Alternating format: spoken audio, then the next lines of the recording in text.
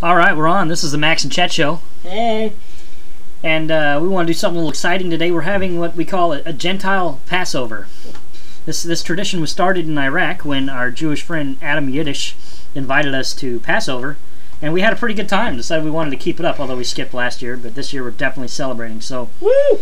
So to kick it off, for tradition's sake, I've already had half a bottle of wine before we even start. And I'm going to go ahead and open, I'm in an upstairs office here, is where Max and I do this. I'm going to go ahead and open the window in case Elijah wants to come visit. So, yep. Here we go.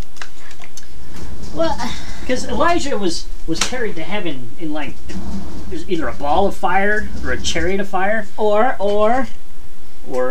an alien spacecraft. Alien spacecraft. If you believe in the ancient alien alien astronaut theory. Yes, correct. Yeah, anyway, either way, I'm under the impression he can fly and he can just pull the screen right off my window here and hop right on in.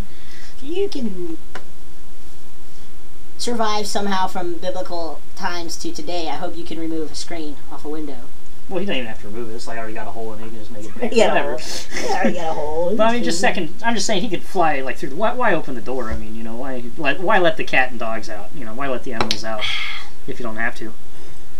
So I believe the rabbi that day, it was pretty neat. I think what it is an excuse for like families to get together almost. You know what I mean? Yeah, I think that's forces, why. I don't know. It seemed like it forced you to be together, eating a meal, right? Sharing of the and you're having vino. The wine, man. That's like a beautiful thing. I mean, it's just neat. Like my family didn't have. Well, we never drank. We didn't have a lot of these traditions. I mean, we did Thanksgiving and stuff. But anyways, the rabbi, he started out. Well, we had to count in that book, right? And he would we'd count to one and then do the something. Yeah, well, it wasn't. I mean, I don't think the guy was a real. Oh, there was a rabbi.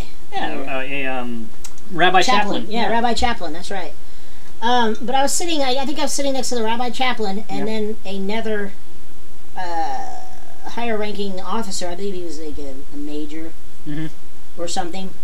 And we had to share literature. This is my first Jewish religious experience of my life, and he's following along, and he's pointing like at he could tell I'm like new or whatever to it, but I think he thought I was Jewish. The one on my right did, because he's like, we're sharing this literature, and he's following along in the Hebrew language, and I'm like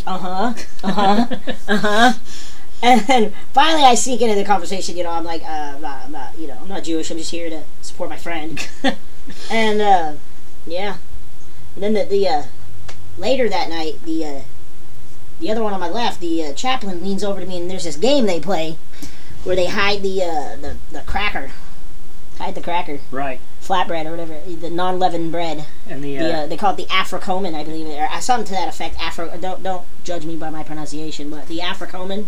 I like how they're teaching the Jews when they're young, like how to trade for information. Like, yeah, because the kids go and find the other half, and the kid who finds it is then allowed to literally haggle. The correct word, I believe, would be haggle with the person in charge as to what the reward is to give the other half of the Africomen back.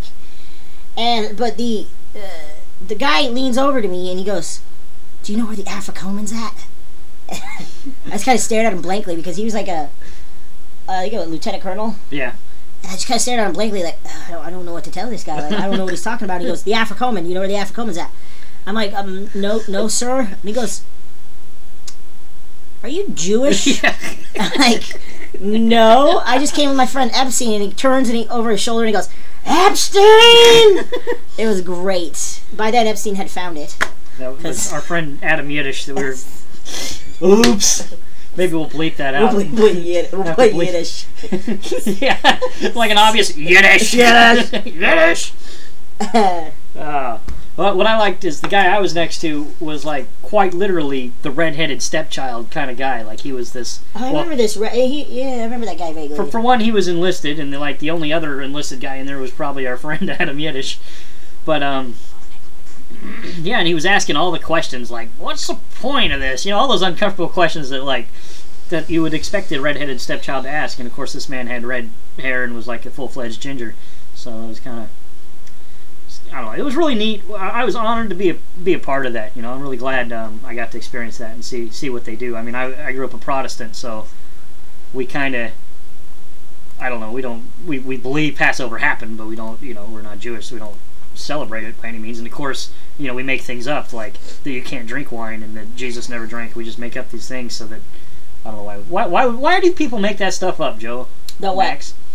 Jesus didn't drink? Yeah, things like Bullshit. That. Well, that's fine. I know this now. Like, why make that up? He was a Jewish guy living in that time frame. He drank wine. And the water was horrible. Well, you yeah, don't want to drink the water. It was just part of life then. I think, you know, you drank that was because it was part of your food almost. You're part of your nutrients almost, your intake. And plus part of the religious. Exactly. I mean, he was Jewish. Wasn't he? Am I wrong? I'm not the most religious guy. He was. This is where I'm running with this. See, like, when you grow up in a culture and they try, like, I'm just saying, if you want to indoctrinate your children about religion, try to lie to them as little as possible. You can't make up things like random shit. Like he was completely different religion. Like he was a sober, you know, like he never drank. That's kind of ridiculous. I mean, I don't know. Just saying.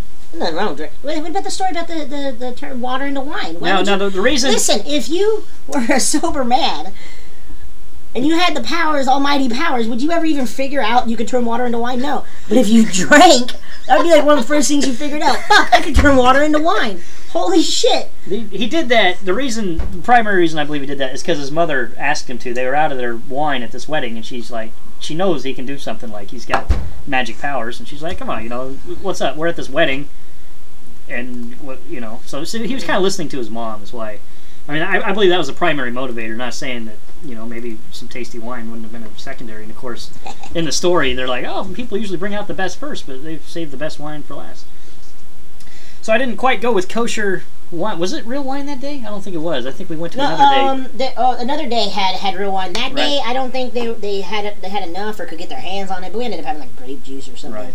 Which was, don't get me wrong, slightly disappointing. I mean, you're in Iraq for X amount of months, and you tend to enjoy the sauce.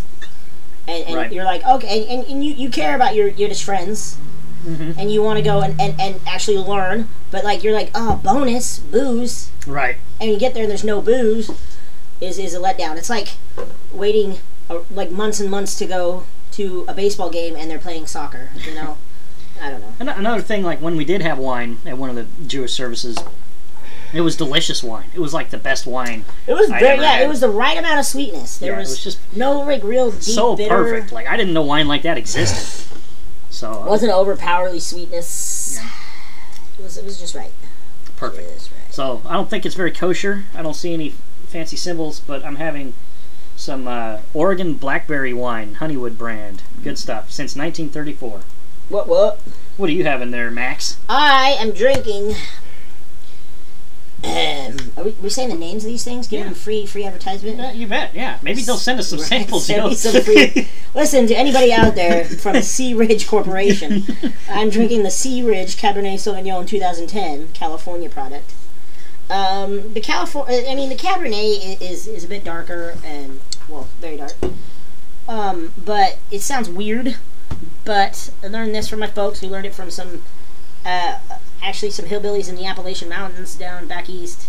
But you take Cabernet and you pour some green tea into it, just like your Arizona green tea, and it cuts the dry bitterness of the wine, but gives it some chuggability.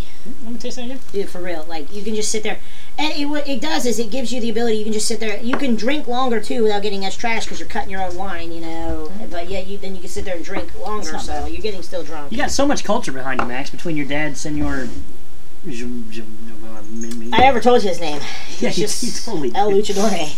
That was him. That's him right there. Well, but it's his profession. No, his profession. He doesn't like his name being spread. He's just the El Luchador. I mean, not the El Luchador, because then he'd be the Luchador.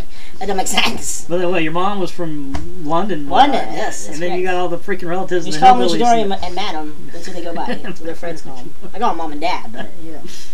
Cool people, man. Yeah. Gave me some vegetables. That's awesome. But